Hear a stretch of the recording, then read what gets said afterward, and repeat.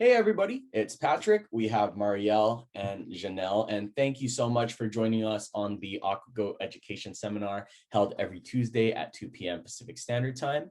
Today we have part 3 of our education seminar. I'll be talking about farming and staking. Janelle will be talking about different types of plastic, and Marielle will be talking about what animal of the week? The Manta Ray. Manta Ray. So we've got a lot of awesome information for you guys to learn a little bit today. So let's just get the show on the road. So we're going to be talking about farming and staking, and shout out to Cointelegraph for this awesome graphic we have of the tractor, dropping the coins into a little basket.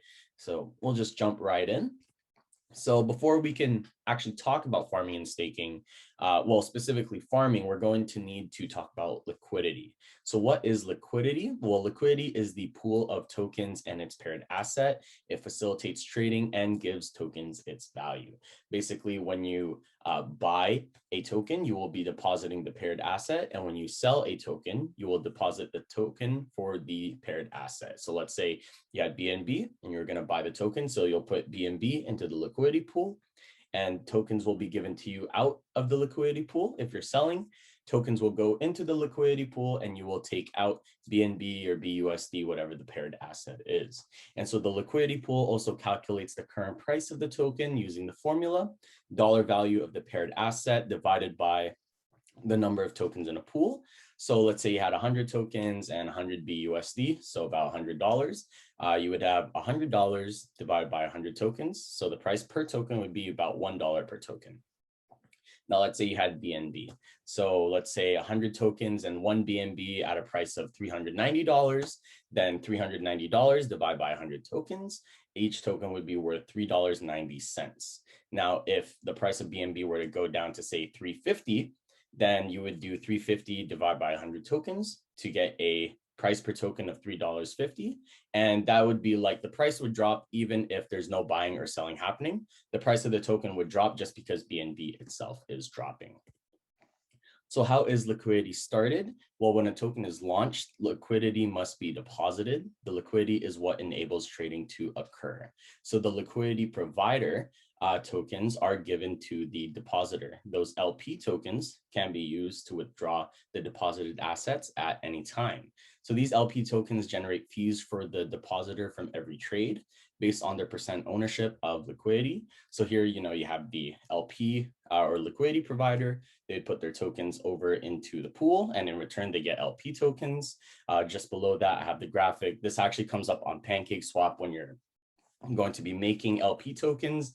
By adding liquidity, you'll earn 0.17% of all trades on that liquidity pair, proportional to your share of the pool. So basically, let's say you own 1% of the pool, you would get 1% of that 0.17%.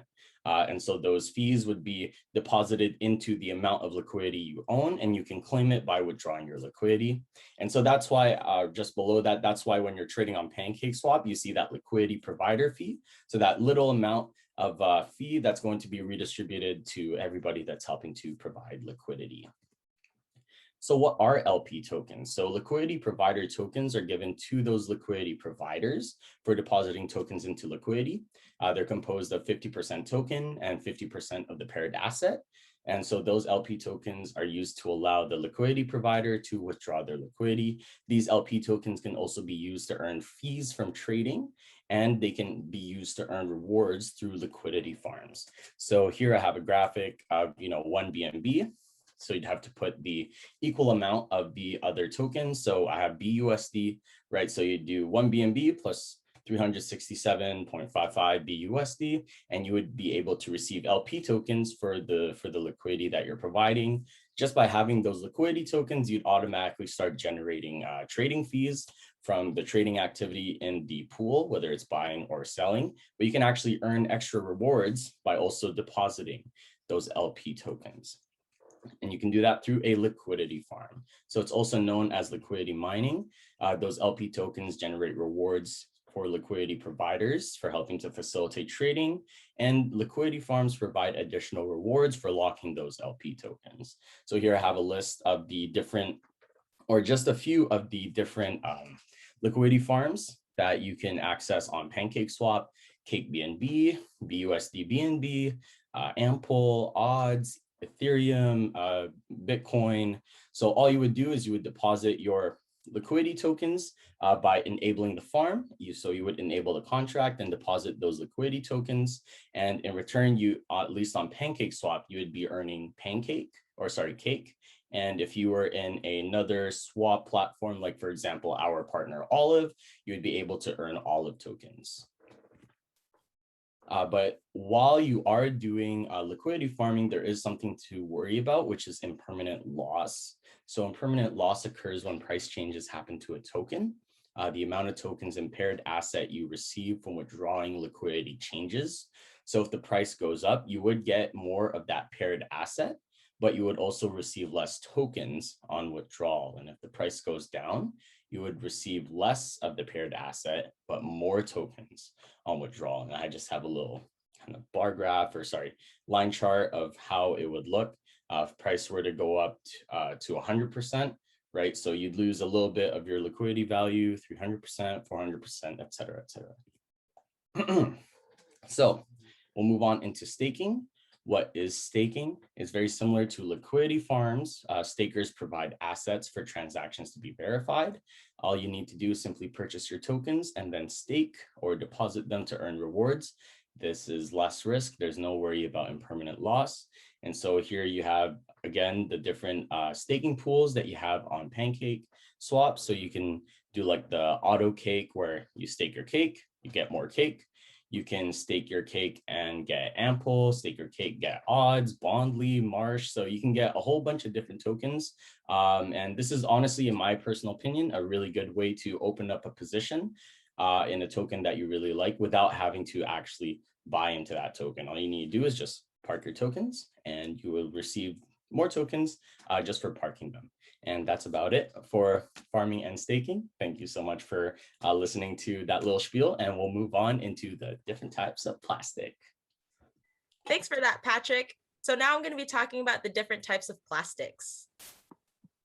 So during Ocean Conservancy's cleanup efforts, they actually found the top and most collected items were over 2 million cigarette butts.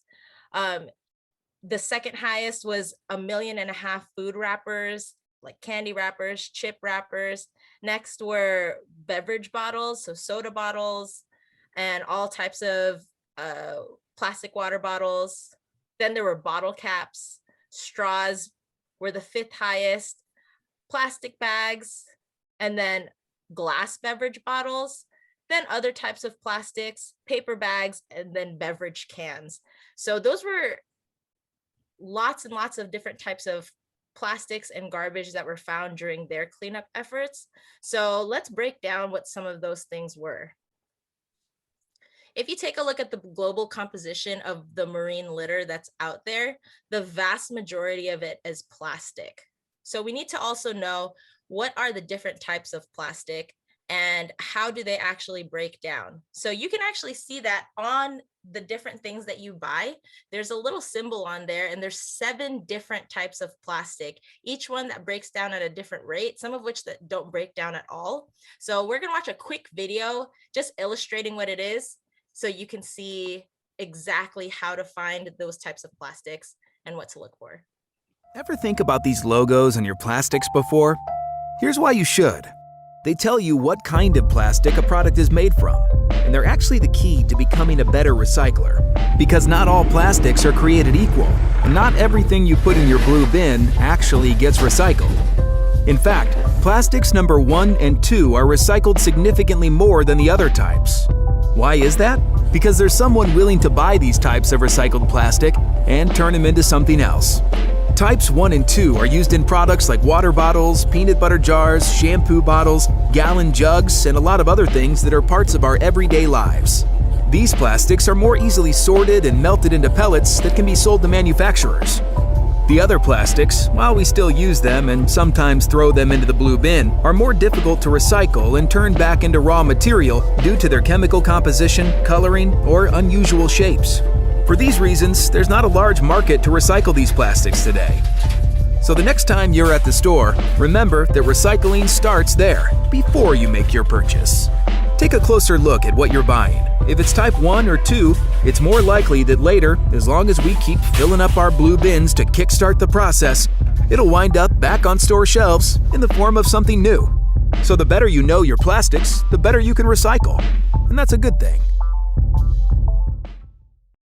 Let's talk a little bit more detail about each of these 7 types of plastics so that you are a more conscientious and aware shopper. So the plastics that are used to create many of the products that we use every single day, everything from containers to medicine bottles to glasses, toys, car parts, household items, everything. They all are made with one of these 7 types of plastic, which each has a different plastic toxicity based on the temperature, based on where it's decomposing, or not even decomposing, where it is breaking apart. So this chart that I'm about to show you comes from the Allen Factory Outlet. So thank you a lot, shout out to them for providing this really cool chart. So if you take a look at, if you go back to the beginning of there you go, thank you. So 1 and 2, like it said in the video, are the ones that are most commonly recycled. So we had mentioned before in a previous video that about 7% only of plastics are actually recycled. Everything else just goes into a landfill or into the ocean. So most likely 1 and 2 are the ones that actually get recycled. That's polyethylene, terephthalate, and high density polyethylene. So those are the 2 that you want to look for when you're shopping. So the next time that you look at a water bottle or that you look at the coffee cup lid container, take a look at what type of plastic it's made out of. These are, like I said, the ones that are most commonly recycled. PVC or polyvinyl chloride are only sometimes recycled. Same thing with low density polyethylene. And some of the other ones, like if you look at number 7, these are very difficult to recycle and almost never are. Same thing with number 3. And if you want to look at the details of the chart, you can also see how long it takes for them to decompose if they are in the perfect conditions. So minimum 5 to 10 years for the best type of plastic. And some of them up to 1,000 years or even never.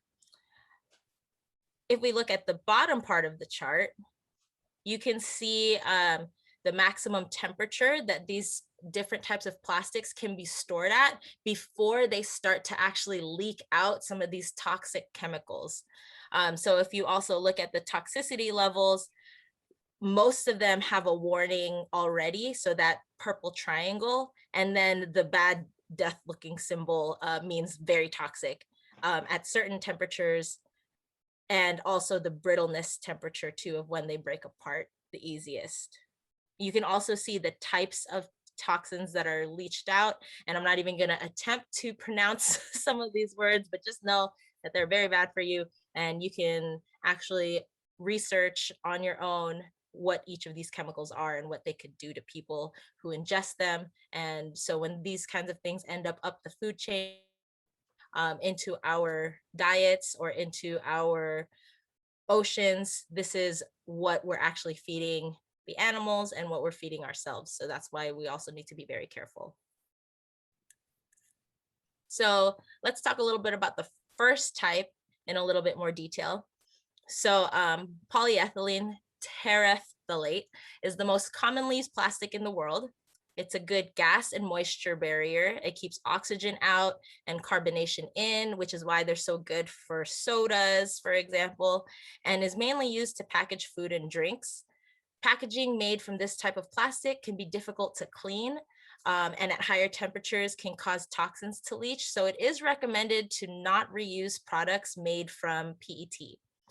Polyethylene, or PET, is commonly used to make soda bottles, water bottles, beer bottles, things for like salad dressings, rope, combs, medicine jars, clothing even, carpet fiber, food trays, and some shampoo and mouthwash bottles.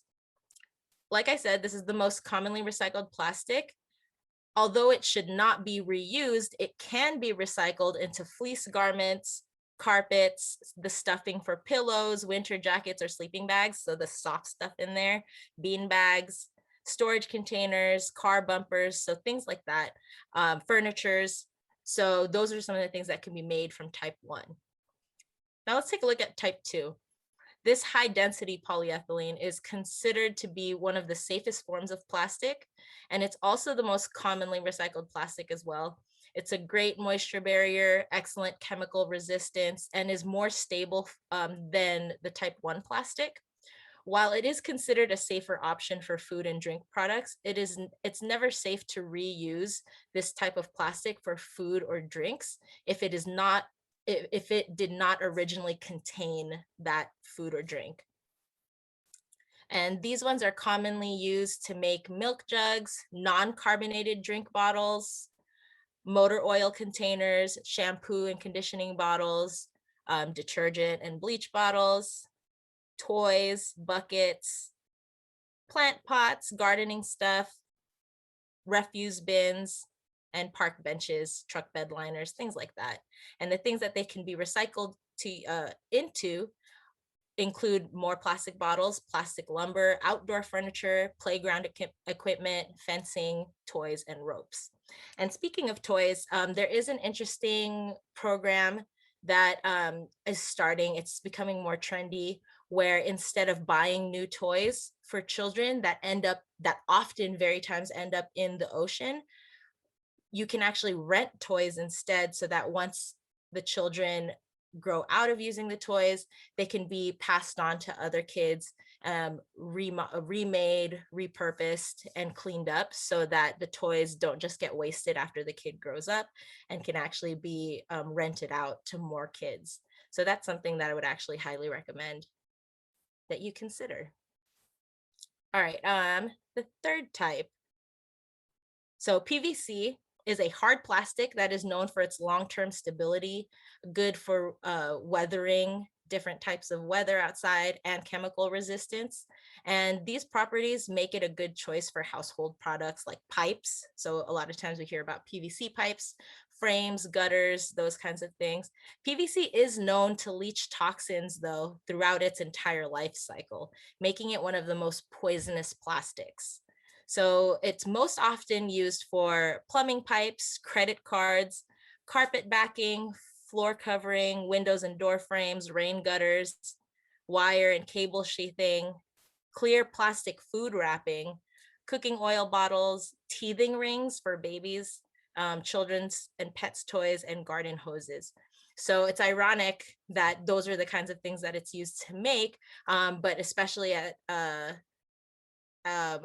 through the duration of its life, you want to be very careful and vigilant about the toxins that it leaks out over time. Almost all products using PVC require the virgin type of material for their construction, meaning it's the original type. Less than 1% of PVC materials are actually recycled. Specialized programs do recycle PVC though, and when they are recycled, that 1%, they're turned into flooring, paneling, roadside gutters, traffic cones, credit cards, and pipes. The fourth type, low density polyethylene, has the ability to be tough and flexible while also acting as a good moisture barrier as well. And it's an excellent choice for food storage products like bags, containers, bottles, plastic wrap, and stuff. It is considered to be one of the less toxic plastics and can be reused for food products. These things are commonly used, this plastic is commonly used to make plastic wrap, sandwich bags, bread bags, squeezable bottles, plastic grocery bags, garbage bags, food containers with the lids, bubble wrap, one of my favorites, irrigation pipes, the thick shopping bags, coatings for paper milk cartons, so that waxy covering, and hot and cold beverage cups. LDPE is what it's short for, is difficult to recycle. Although more plastic recycling programs are gearing up to handle this material, right now it's still pretty difficult to recycle. When they are recycled, they're turned into plastic lumber, compost bins, trash cans, and floor tiles. The fifth type, PP, is a hard but flexible plastic with a high melting point and excellent chemical resistance. These properties make it one of the safer plastic options to use for food or drinks at higher temperatures.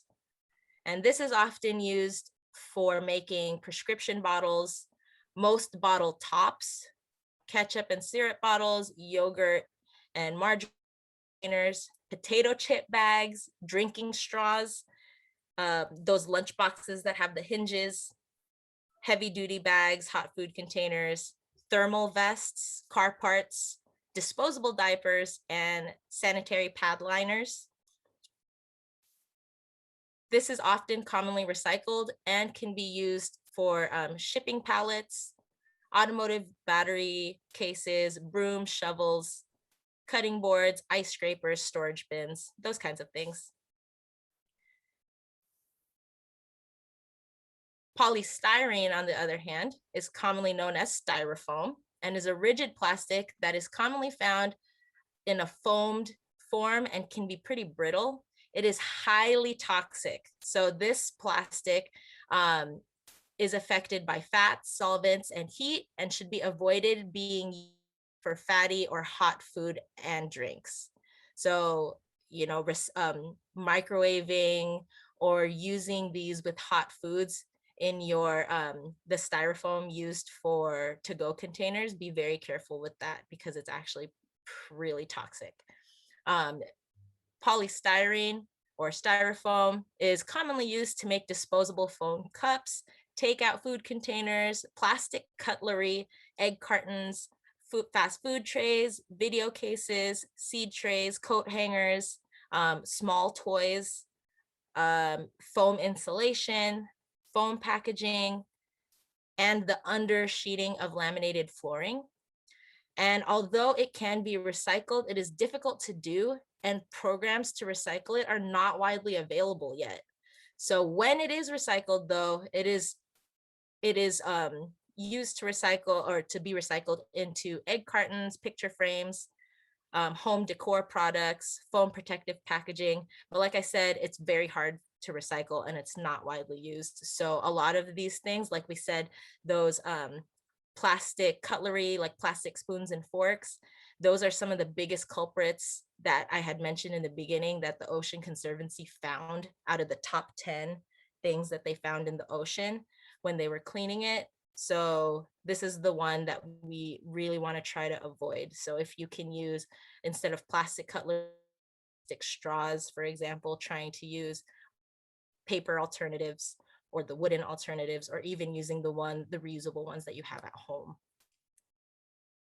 And last but not least, this is the most difficult out of all of the different types. So type number 7 is the other category. This category of plastics is kind of the catch-all of all the different types of plastic resins that don't belong in any of the other 6 categories. They're a combination of lots of different types of plastics. So some of these plastics in this category are like fiberglass, nylon, those kinds of different ones. And this category also includes a newer type of plastic, PLA. It's a bioplastic that is non-recyclable, but can be composted. The plastics in this category are commonly used to make the other stuff. So like baby bottles, eyeglasses, light fixtures, metal food that the metal food cans, the lining of them, CDs, DVDs, if anybody still uses those, dental sealants. And these items oftentimes are a combination of various plastics, and they're very, very difficult to recycle. But some of them can be. It just depends on what they are. And usually, though, they're only able to be recycled into things like plastic lumber or specialized products. So anytime you see products marked with a 7 with PL clay, that one you can compost instead of recycle. So with that said, that gives you an overview of what the 7 different types of plastics are. I hope that was informative for you, and that the next time you go shopping, the next time that you have a choice of what kind of plastic to purchase, look at what number it is. Try to aim for numbers 1 or 2 plastic, or if you can avoid the plastic altogether, go for glass or go for the can. Or if anything, go for something that you can just reuse at home and can take out from the garbage in the plastic and in the world altogether. Thank you guys so much. Here's Marielle with the Animal of the Week. Okay, guys, so we're going to be talking about the manta ray. So the manta ray is actually pretty interesting. When I was doing my research on it, I found some really good facts that I thought would be quite edifying to share with the community.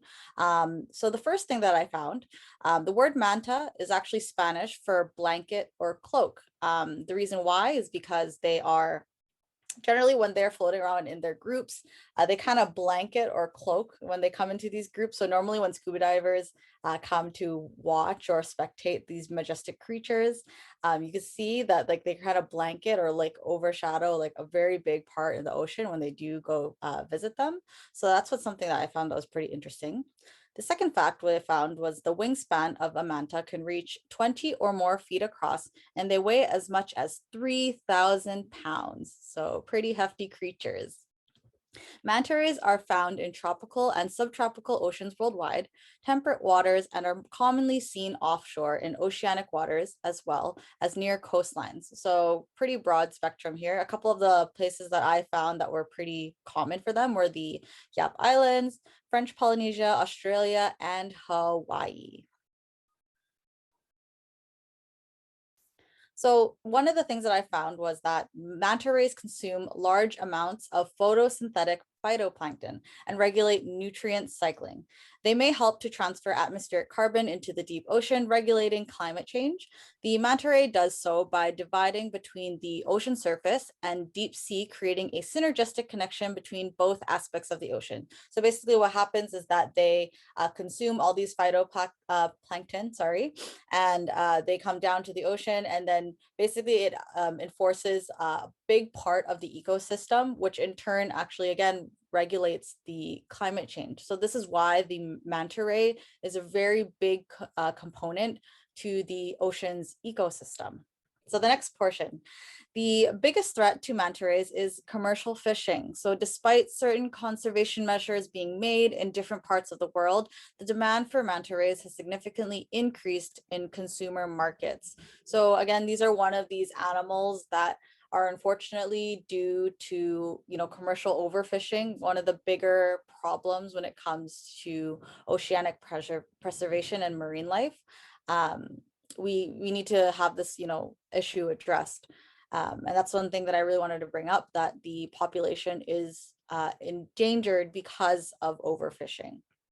So the bright side of things is, fortunately, because of tourism attraction and greater interest with scuba divers, the manta ray has become more valuable alive than fishers. So on the bright side of things, because they're so popular, like I know a couple of people who visited, for example, Hawaii to go see these beautiful creatures.